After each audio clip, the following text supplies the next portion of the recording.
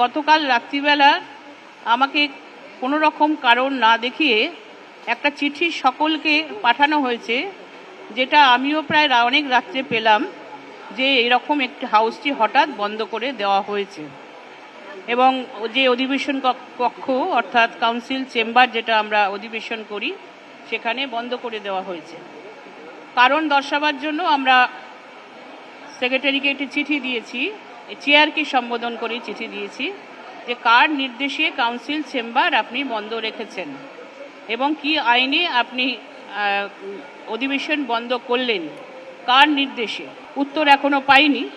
যারা নতুন সরকার তৈরি হতেই পারে, যে কোনো সরকার আসতেই পারেন ক্ষমতায়, কিন্তু নির্বাচিত পৌর বোর্ড তারা কিন্তু এইভাবে অধিবেশন কক্ষ বন্ধ করে তারা এই নজিরবিহীন যে ঘটনা, যেটা আজকে প্রায় 1985 থেকে যে বোর্ড চলে আসছে, সুতরাং আমরা কোনোদিন এটা দেখলাম না, এটা একটা ইতিহাস হয়ে রইল।